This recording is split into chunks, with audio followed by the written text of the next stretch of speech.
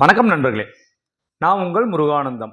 என்னோட YouTube channel MNP village trader. ரொம்ப நன்றி நண்பர்களே, நீங்கள் இந்த சேனல் கொடுத்துக்கிட்டு வர ஆதரவுக்கு. நீங்கள் கொடுக்குற ஆதரவு தான் நாம் அடுத்தடுத்த வீடியோ போடுறதுக்கு உண்டான ஆர்வத்தை நமக்கு கொடுத்துக்கிட்டு இருக்கு நண்பர்களே. நம்மளோட சேனலை புதுசாக பார்க்குற நண்பர்களாக இருந்தால் நம்மளோட சேனலை சப்ஸ்கிரைப் பண்ணிவிட்டு பாருங்கள். நாம் கொடுக்குற தகவல் உங்களுக்கு பயனுள்ளதாக இருக்கிற பட்சத்தில் நம்மளோட சேனலை உங்கள் நண்பர்களுக்கு ஷேர் பண்ணுங்கள், லைக் பண்ணுங்கள். உங்களுடைய கருத்துக்களை நம்மளோட கமெண்ட் பாக்ஸில் தெரிவிங்க நண்பர்களே. நம்மளோட எம்என்பி வில்லேஜ் ட்ரேடர் அப்படிங்கிற யூடியூப் சேனல் உருவாக்குனதோட நோக்கமே எல்லா நண்பர்களுக்கும் தெரியும்னு நினைக்கிறேன். இந்த பங்குச்சந்தையில் நடக்கிற விஷயங்களை உள்ளபடியே நம்மளுடைய ரீட்டைல் பீப்புளுக்கு, குறிப்பாக நம்மளுடைய தமிழ் மக்களுக்கு சொல்லணும் அப்படிங்கிறதுக்காக உருவாக்கப்பட்டது தான் நம்மளோட சேனல். அதை தொடர்ந்து நிறைய விஷயங்களை நாம் சொல்லிக்கிட்டு தான் இருக்கும். ஆனால் நாம் சொல்லணும்னு நினைச்சாலும் கூட செபியோட ரூல்ஸ் அண்ட் ரெகுலேஷன் ரொம்ப கடுமையாக இருக்கிற பட்சத்தில் நம்மளால் சில தகவல்களை ஓப்பனாக சொல்ல முடியலை. ஸோ செபி கொடுக்குற சட்டத்திட்டங்கள் எல்லாமே பார்த்தீங்க அப்படின்னாக்கா எப்படி இருக்குது அப்படின்னா, அவங்க என்ன சொல்கிறாங்க, ரீட்டைல் பீப்புளை நாங்கள் பாதுகாக்கிறோம், ப்ரொடெக்ட் பண்ணுறோம். ஸோ அதுக்காக தான் இந்த ரூல்ஸ் அண்ட் ரெகுலேஷன்ஸ்லாம் கொண்டு வரோன்னு சொல்கிறாங்க. ஸோ அது எந்த அளவுக்கு உண்மை அப்படிங்கிறது என்னுடைய மனசில் படலை. ஃபார் எக்ஸாம்பிளுக்கு பார்த்தீங்க அப்படின்னாக்கா, இந்த லாட் சைஸ் இன்க்ரீஸ் பண்ணதாகட்டும், இந்த எக்ஸ்பைரி டேவை மாற்றினதாகட்டும், ஸோ இந்த மாதிரியான விஷயங்கள் எல்லாமே பார்த்தீங்க அப்படின்னா ரீட்டைல் பீப்புள், நம்மள மாதிரி கிராமத்துலேருந்து வரவங்க, சின்ன சின்ன கேபிட்டலை வச்சு ட்ரேட் பண்ணுறவங்களுக்கு இது சாதகமாலாம் கிடையாது. ஏன் அப்படின்னா, நாம் ஏற்கனவே சொல்லிக்கிட்டு இருக்கோம், ஆப்ஷன் பையிங் பண்ணாதீங்க, ஆப்ஷன் செல்லிங் மட்டும் பண்ணுங்க அப்படின்னு சொல்லிட்டு. ஆப்ஷன் பையிங்க்கும் ஆப்ஷன் செல்லிங்க்கும் உள்ள வித்தியாசம் என்ன அப்படின்னு கேட்டோம்னா, மெயின் அங்கே மேஜர் ப்ராப்ளமே என்ன அப்படின்னா நமக்கு கேபிட்டல் தான். ஆப்ஷன் பை பண்ணுறவங்க ஒரு 5000, 10,000, 20,000 இருந்தால் கூட அவங்களால ட்ரேட் பண்ண முடியும். ஆனால் அதில் வின்னிங் ப்ராபபிலிட்டி அப்படிங்கிறது ரொம்ப ரொம்ப கம்மி. அவங்க அந்த பணத்தை மார்க்கெட்டில் இழந்துட்டு தான் போகிறாங்க. அதுவே ஆப்ஷன் செல்லிங் பண்ணணும் அப்படின்னா, ஏற்கனவே இருந்த லாட் சைஸ் பிரகாரம் பார்த்திங்க அப்படின்னா ஒரு 1 லட்சம், 1.5 லட்சம், குறைஞ்சபட்சம் ஒரு 50,000 இருந்தால் கூட நம்மளால் செல்லிங் பண்ணியிருக்க முடியும். ஆனால் நீங்கள் இந்த லாட் சைஸ்லாம் இன்க்ரீஸ் பண்ணதுனால பார்த்தீங்கன்னா மினிமம் பார்த்தீங்கன்னா ஒரு 2 to 3 லட்ச ரூபா வச்சிருந்தா தான் ஓரளவு டீசெண்டாக நம்மளால் ஆப்ஷன் செல்லிங் பண்ண முடியும். அப்படிங்கிற பட்சத்தில் என்ன சொல்கிறாங்க அப்படின்னா, பங்குச்சந்தைக்கு பணக்காரர்கள் மட்டும்தான் பணம் சம்பாதிக்க முடியும் அப்படிங்கிறது உண்மை. அதை மறுபடியும் நிரூபிக்கும் வகையில் தான் செபியோட ரூல்ஸ் அண்ட் ரெகுலேஷன்ஸ் எல்லாமே இருக்குது. ஸோ அதனால் நாம் என்ன பண்ணுறோம் அப்படின்னாக்கா, ஆப்ஷன் செல்லிங் பண்ணுறவங்களுக்கு கேபிட்டல் நிறைய வேணும் அப்படிங்கிறதுனால நாம் என்ன பண்ணுறோம், மறுபடியும் போயிட்டு ஆப்ஷன் பையிங் பண்ண ஆரம்பிச்சிடுறோம். ஸோ இதுவுமே பார்த்தீங்கன்னா நம்ம ரீட்டைல் பீப்புளை ப்ரொடெக்ட் பண்ணுறதுக்கான ஒரு வழி கிடையாது. அதே போல் பார்த்தீங்கன்னா, இன்றைக்கி பங்குச்சந்தை இந்த அளவுக்கு வளர்ச்சி அடைந்ததுக்கு காரணமோ, நாம் எல்லாம் பங்குச்சந்தையை பற்றி பேசுகிறதுக்கு காரணமோ, இன்றைக்கி நிறைய மக்கள் பங்குச்சந்தைக்குள்ளார ட்ரேட் பண்ணுறதுக்கு காரணமோ என்ன அப்படின்னா, நிறைய இந்த சோசியல் மீடியா தான். எப்பயுமேங்க எந்த ஒரு டெக்னாலஜி வளர்ந்தாலுமே கூடவே சேர்ந்து தவறான விஷயங்களும் கூட வரதான் செய்யும். ஸோ இந்த சோசியல் மீடியா அப்படிங்கிற விஷயம், குறிப்பாக இந்த யூடியூப்பு, இன்ஸ்டாகிராமு, இந்த ட்விட்டரு, இது எல்லாமே பார்த்தீங்க அப்படின்னா பங்குச்சந்தைக்கு பற்றின நிறைய அவேர்னஸ் விஷயங்களை நிறைய நண்பர்கள், நாம் உள்பட நிறைய விஷயங்களை மக்களுக்கு நாம் தெளிவுபடுத்திக்கிட்டு தான் இருக்கும்.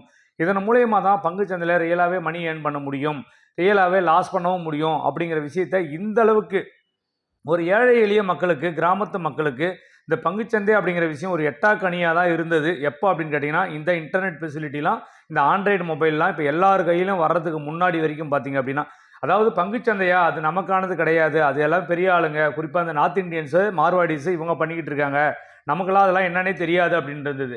ஆனால் இன்றைக்கி இந்த பங்குச்சந்தையை பற்றி இவ்வளோ தூரம் நம்ம பேசியிருக்கோம், இவ்வளோ தூரம் புரிதல் இருக்குது நமக்கு அப்படின்னா, அதுக்கு காரணம் பார்த்தீங்கன்னா சோசியல் மீடியாவும் தான். ஸோ அதில் நிறைய தவறான விஷயங்கள் வருது, நிறைய பேர் ஏமாற்றப்படுறாங்க அப்படிங்கிற விஷயம்லாம் உண்மையாகவே இருந்தாலும் கூட, இந்த சோசியல் மீடியா மூலயமா தான் இன்றைக்கி ஒரு சார்ட் பேட்டர்ன், அது எப்படி பார்க்கறது, ஒரு கேண்டில் ஸ்டிக்கை எப்படி பார்க்கறது அப்படிங்கிற விஷயம்லாம் பார்த்தீங்கன்னா ஈஸியாக பங்குச்சந்தைக்கு வரவங்களுக்கு தெரியுது அப்படின்னா, அது இந்த சோசியல் மீடியா, குறிப்பாக இந்த யூடியூப் அப்படின்னு சொன்னோம்னா இதில் மிகையாகாது.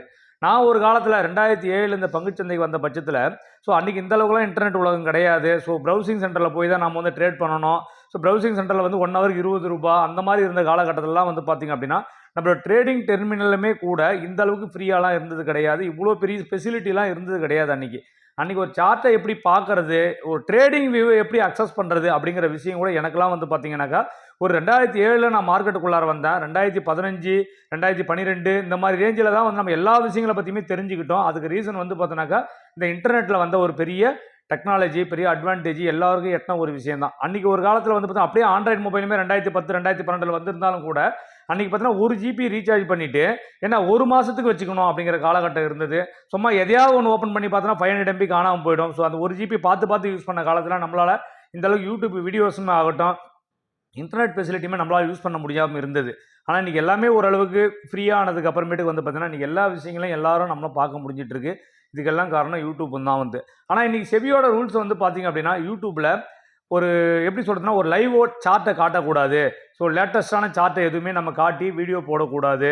அதே போல் வந்து பார்த்தீங்கன்னா 3 மாதத்துக்கு முன்னாடி இருக்கிற சார்ட்டை தான் வந்து நீங்கள் காட்டி வீடியோ போடணும். அப்படின்னா 3 மாதத்துக்கு முன்னாடி இருக்கிற சார்ட்டை வந்து உங்கள்கிட்ட காட்டினா என்ன காட்டலனா என்ன, அதை வச்சு நீங்கள் என்ன தெரிஞ்சுக்க போகிறீங்க. ஸோ நாளைக்கு என்ன நடக்க போகுது பங்குச்சந்தையில், இன்றைக்கி என்ன நடந்தது அப்படிங்கிற விஷயத்த வந்து ஒரு மக்களுக்கு சொல்ல முடியல அப்படின்னாக்கா 3 மாதத்துக்கு முன்னாடி இருக்கிற சார்ட்டை காட்டுறதுனால என்ன பயன். குறிப்பாக ரீட்டைல் பீப்புள் மார்க்கெட்டை பற்றி கற்றுக்கிறவங்களுக்கு அது எந்த அளவில் பயனுள்ளதாக இருக்கும்னு தெரியல.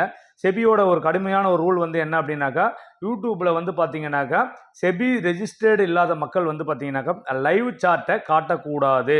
காட்டணும் அப்படின்னா 3 மாதத்துக்கு முன்னாடி இருக்கிற ஓல்டு சார்ட்டை தான் காட்டணும் அப்படிங்கிற ஒரு ரூல் வந்திருக்கு. அதே போல் வந்து பார்த்தீங்கன்னா ஒரு ப்ராஃபிட் அண்ட் லாஸுமே கூட போடக்கூடாது அப்படிங்கிற மாதிரி இருக்குது இன்றைக்கி வந்து பார்த்தீங்கன்னாக்கா செபியோட ரூல்.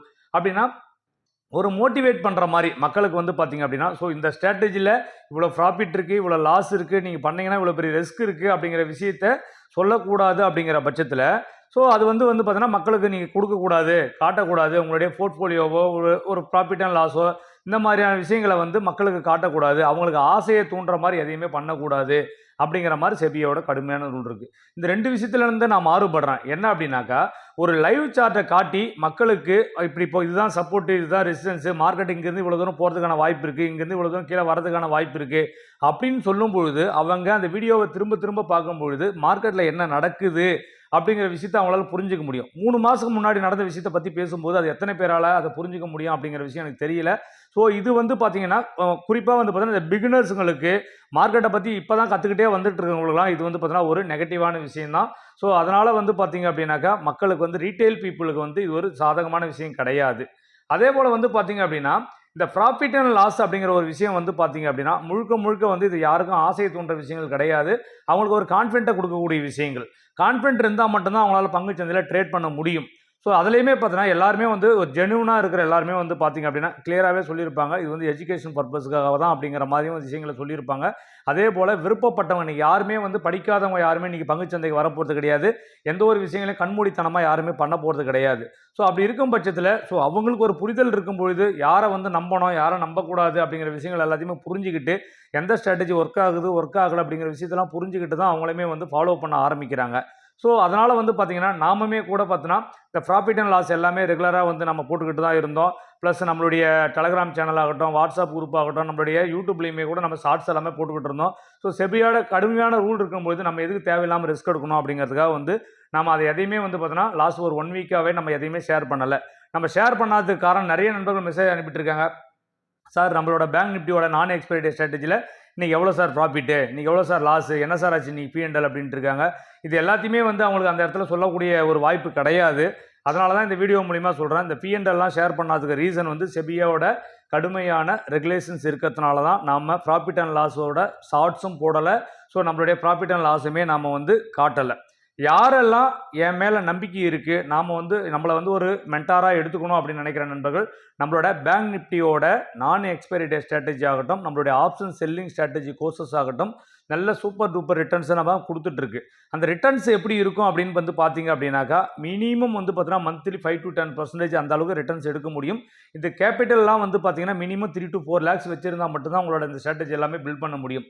நீங்களும் இந்த ஆப்ஷன் செல்லிங்கை கற்றுக்கணும் அப்படின்னு நினைக்கிற நண்பர்கள் இந்த ஸ்க்ரீனில் தெரிகிற நம்பர் டிஸ்கிரிப்ஷனில் போயிட்டு உள்ளார வந்து பார்த்தீங்கன்னாக்கா அது இருக்குது.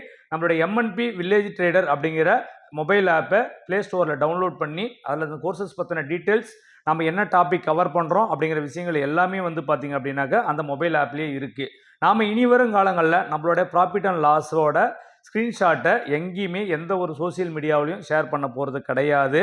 அதே போல் லைவ் சார்ட்டுமே காட்டி வீடியோ போடுறதுக்கான வாய்ப்பும் கிடையாது. அதுக்கு எல்லாத்துக்கும் காரணம் இந்த செபி தான். செபியோட ரூல்ஸ் அண்ட் ரெகுலேஷன்ஸு இந்த ரீட்டைல் பீப்புளுக்கு ஒரு சாதகமான விஷயம் கிடையாது அப்படிங்கிற விஷயத்தை நம்ம இந்த இடத்துல பதிவு பண்ணுறோம். ஸோ என்னை ஒரு மென்டாராக செலக்ட் பண்ணி என்னையை ஃபாலோ பண்ணணும்னு நினைக்கிற நண்பர்கள், எங்கிட்ட கோர்சஸ் வாங்கி கற்றுக்கணும்னு நினைக்கிற நண்பர்கள் லிங்க் டிஸ்கிரிப்ஷனில் இருக்குது. அது மட்டும் இல்லாமல் ப்ளே ஸ்டோரில் போயிட்டு MNP வில்லேஜ் ட்ரேடர் அப்படிங்கிற மொபைல் ஆப்பை டவுன்லோட் பண்ணி ஃபாலோ பண்ணிக்கலாம். பங்குச்சந்தை அப்படிங்கிறது கண்டிப்பாக அபாயமான இடம் தான், ரிஸ்க் நிறைஞ்ச இடம் தான். ஸோ எந்த அளவு ரிஸ்க் எடுக்கணும், எந்த அளவு ரிவார்ட்ஸ் எடுக்கணும் அப்படிங்கிறது முழுக்க முழுக்க உங்களுடைய ஓன் விஷ் தான். யாரை நீங்கள் மென்டாராக செலக்ட் பண்ணியிருக்கீங்களோ, யார் உங்களுடைய ஃபினான்ஷியல் அட்வைசராக இருக்காங்களோ அவங்ககிட்ட டிஸ்கஸ் பண்ணிவிட்டு எந்த ஒரு முடிவுமே நீங்கள் எடுங்க. பங்குச்சந்தையில் ப்ராஃபிட்டை மட்டுமே எதிர்பார்த்து வராதிங்க. இங்கே வந்து பார்த்தீங்க அப்படின்னா என்னோடய கேபிட்டல் ப்ரொடக்டிவாக இருக்கணும், என்னோடய கேபிட்டலுக்கு ஒரு டீசெண்டான ஒரு பர்சன்டேஜ் ரிட்டர்ன் எடுக்கணும் அப்படின்னு நினச்சி வர நண்பர்கள், குறிப்பாக ஆப்ஷன் செல்லிங் பட்டம் பண்ணுற நண்பர்களுக்கு வந்து பார்த்தீங்கன்னாக்கா பங்குச்சந்தையில் என்றைக்குமே வெற்றி தான் உங்களுக்கு கிடைக்குமே தவிர உங்களுக்கு தோல்வி வர்றதுக்கான வாய்ப்பு கிடையாது. இங்கே யாரெல்லாம் ஒரே நாளில் அதானி ஆயிடணும், அம்பானி ஆயிடணும் அப்படின்னு சொல்லிட்டு ஒரு பெரிய ஒரு பேராசையோடு வராங்களோ அவங்க எல்லாருமே பங்குச்சந்தையில் நஷ்டப்பட்டு தான் வெளியில் போகிறாங்க. ஸோ இந்த விஷயத்தை புரிஞ்சுக்கோங்க. ஸோ இந்த தகவலை உங்களுக்கு சொல்லணும்னு நினச்சேன், அதனால தான் இந்த வீடியோவை நான் போட்டிருக்கேன். ஸோ இந்த தகவல் உங்களுக்கு பயனுள்ளதாக இருக்கிற பட்சத்தில் நம்மளோட சேனலை சப்ஸ்கிரைப் பண்ணுங்கள், லைக் பண்ணுங்கள், உங்கள் நண்பர்களுக்கு ஷேர் பண்ணுங்கள். நண்பர்களே, உங்களுடைய கருத்துக்கள் எதுவாக இருந்தாலும் நம்மளுடைய கமெண்ட் பாக்ஸில் தெரிவிங்க நண்பர்களே. ரொம்ப நன்றி நண்பர்களே. வாழ்க தமிழ், வளர்க என் தமிழ் மக்கள்.